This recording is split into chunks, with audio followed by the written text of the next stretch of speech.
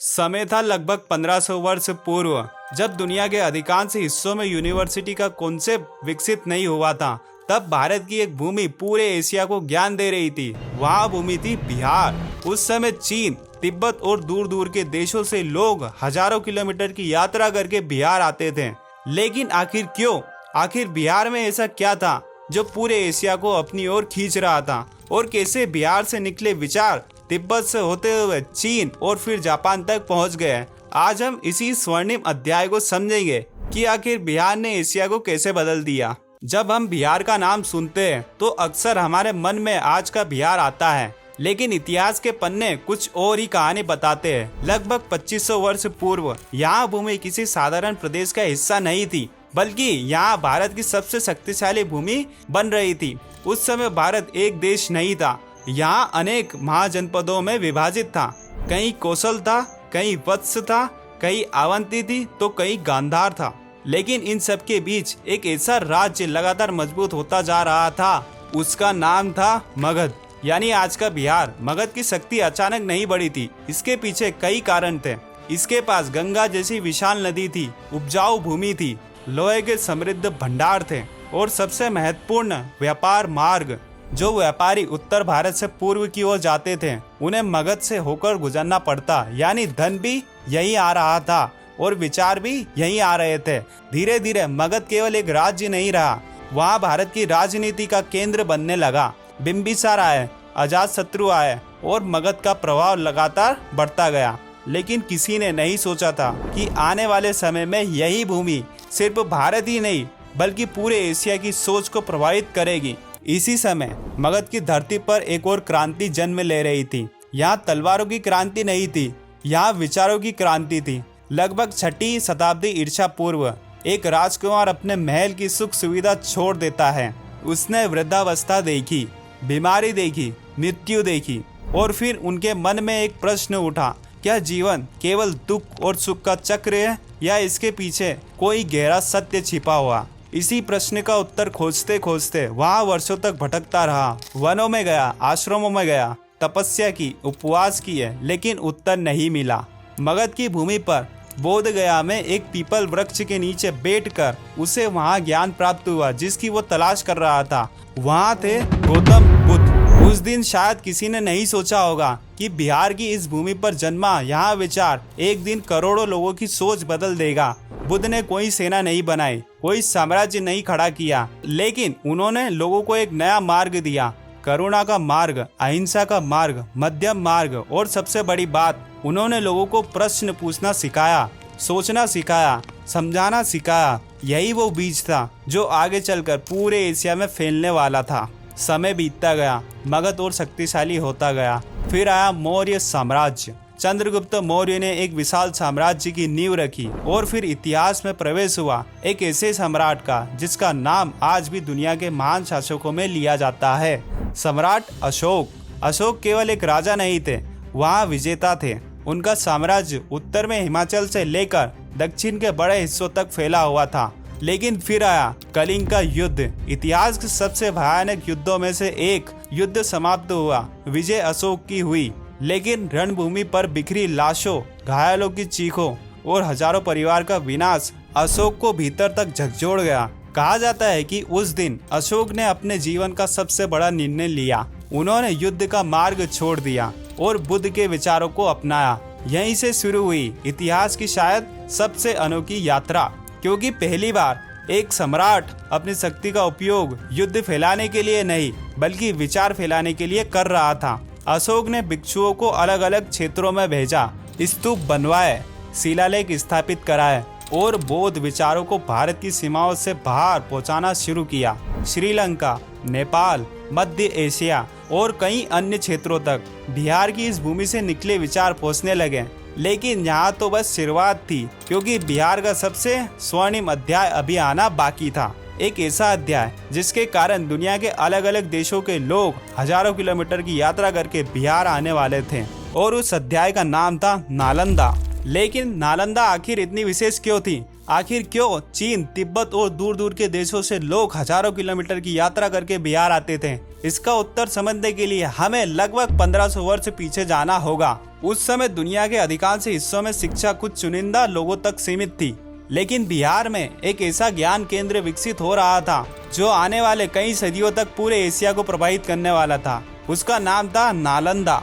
गुप्त साम्राज्य के दौरान नालंदा की नींव रखी गई और आने वाले वर्षों में इसका विस्तार तेजी से हुआ। धीरे धीरे यहाँ विशाल मठ बने, अध्याय कक्ष बने, आवासीय परिसर बने और फिर नालंदा केवल एक शिक्षण स्थान नहीं रही बल्कि एक पूरा ज्ञान नगर बन गई। यहाँ हजारों विद्यार्थी रहते थे, सैकड़ों आचार्य पढ़ते थे और सबसे रोचक बात, यहाँ केवल भारत से नहीं बल्कि विदेशी छात्र भी बड़ी संख्या में आते थे। आज हम इंटरनेशनल यूनिवर्सिटी की बात करते हैं, लेकिन लगभग 1500 वर्ष पूर्व बिहार में यहाँ व्यवस्था पहले से मौजूद थी। अब बहुत से लोग सोचते हैं कि नालंदा केवल बौद्ध धर्म की शिक्षा देती है, लेकिन सच्चाई इससे कहीं बड़ी है। यहाँ बौद्ध दर्शन तो पढ़ाया ही जाता था, लेकिन उसके साथ साथ व्याकरण भी पढ़ाया जाता था, तर्क शास्त्र भी, गणित भी, चिकित्सा भी, खगोल विज्ञान भी, दर्शन शास्त्र भी। यानी नालंदा केवल धर्म का केंद्र नहीं थी, यहाँ ज्ञान का महासागर थी। यहाँ विद्वान केवल उत्तर नहीं खोजते थे, वे प्रश्न भी पूछते थे। विचारों पर बहस होती थी, तर्क दिए जाते थे, मतभेद होते थे और फिर ज्ञान आगे बढ़ता था। यही कारण था कि नालंदा का नाम धीरे धीरे पूरे एशिया में फैलने लगा। कल्पना कीजिए, सुबह का समय है, नालंदा के विशाल परिसर में घंटियां बज रही है, विद्यार्थी अपने अपने अध्ययन कक्षों की ओर जा रहे हैं। कहीं दर्शन शास्त्र की चर्चा चल रही है, कहीं चिकित्सा की शिक्षा दी जा रही है, कहीं खगोल विज्ञान पर बहस हो रही है और कहीं तर्क शास्त्र पर विद्वानों के बीच वाद विवाद चल रहा है। यहाँ केवल पढ़ाई नहीं थी, यहाँ ज्ञान की जीवित परंपरा थी और शायद यही कारण था कि नालंदा का प्रभाव केवल भारत तक ही सीमित नहीं रहा। अब कहानी में प्रवेश होता है एक ऐसे व्यक्ति का जिसका नाम आज की नालंदा के इतिहास में जुड़ा हुआ है, ह्वेनसांग। लगभग 7वीं शताब्दी ह्वेनसांग चीन में रहते थे। वहाँ बौद्ध ग्रंथों का अध्ययन कर रहे थे, लेकिन उनके मन में एक प्रश्न था, क्या वो ज्ञान चीन में उपलब्ध है? वह वास्तव में वैसा ही है जैसा भारत में सिखाया जाता है? और इसी प्रश्न ने उन्हें एक असंभव यात्रा पर भेज दिया। उन्होंने चीन छोड़ दिया, रेगिस्तान पार किए, पहाड़ पार किए, डाकुओं का खतरा झेला, भूख और प्यास सही और वर्षों की कठिन यात्रा के बाद वहाँ बिहार पहुँचे, सिर्फ पढ़ने के लिए। आज यहाँ सुनना भी आश्चर्यजनक लगता है, लेकिन उस समय बिहार की प्रतिष्ठा इतनी बड़ी थी कि लोग अपनी जान जोखिम में डालकर यहाँ आते थे। जब ह्वेनसांग नालंदा पहुँचे तो उन्होंने केवल एक विद्यालय नहीं देखा, उन्होंने हजारों विद्यार्थी को अध्ययन करते देखा, उन्होंने विद्वानों को बहस करते देखा, उन्होंने विशाल पुस्तकालय देखे, उन्होंने ऐसी शिक्षा व्यवस्था देखी जो उस समय दुनिया में दुर्लभ थी। ह्वेनसांग ने कई वर्षों तक नालंदा में अध्ययन किया, उन्होंने संस्कृत सीखी, भारतीय दर्शन को समझा और फिर जब वहाँ वापस चीन लौटे तो अपने साथ केवल पुस्तकें नहीं ले गए, वे अपने साथ बिहार की ज्ञान परंपरा भी लेकर गए। और यहीं से शुरू हुआ बिहार के प्रभाव का अगला अध्याय, क्योंकि अब बिहार के विचार चीन के रास्ते पूरे एशिया में फैलने वाले थे। लेकिन नालंदा अकेली नहीं थी। बिहार में एक और ऐसा शिक्षा केंद्र था जिसने तिब्बत और पूरे हिमालय क्षेत्र की दिशा बदल दी। उसका नाम था विक्रमशिला। और यहीं से शुरू होती है बिहार की सबसे अद्भुत अंतर्राष्ट्रीय कहानी। लगभग 8वीं शताब्दी के आसपास पाल वंश के शासनकाल में विक्रमशिला महाविहार की स्थापना की गई। उस समय तक नालंदा पूरे एशिया में प्रसिद्ध हो चुकी थी, लेकिन ज्ञान की बढ़ती मांग को देखते हुए एक महान शिक्षण केंद्र की आवश्यकता महसूस की गई और इसी आवश्यकता से जन्म हुआ विक्रमशिला का। आज भले ही इसके अवशेष बिहार के भागलपुर क्षेत्र में दिखाई देते हो, लेकिन एक समय ऐसा था जब यहाँ एशिया के विभिन्न भागों से विद्यार्थी शिक्षा लेने आते थे। यहाँ केवल शिक्षा का केंद्र नहीं था, यहाँ विद्वानों को तैयार करने का केंद्र था। ऐसे विद्वान जो आगे चलकर दूसरे देशों की दिशा बदलने वाले थे। विक्रमशिला से निकले अनेक विद्वानों में एक नाम सबसे अधिक प्रसिद्ध हुआ, आतिश दीपंकर। आतिश विक्रमशिला से तिब्बत पहुंचे। उन्होंने वहां केवल धर्म की शिक्षा नहीं दी, उन्होंने शिक्षा की व्यवस्था को मजबूत किया, ज्ञान को व्यवस्थित किया, नए शिष्यों को तैयार किया और आने वाली पीढ़ियों के लिए एक मजबूत आधार तैयार किया। यानी बिहार का प्रभाव अब केवल भारत तक सीमित नहीं था, वहाँ हिमालय पार कर चुका था।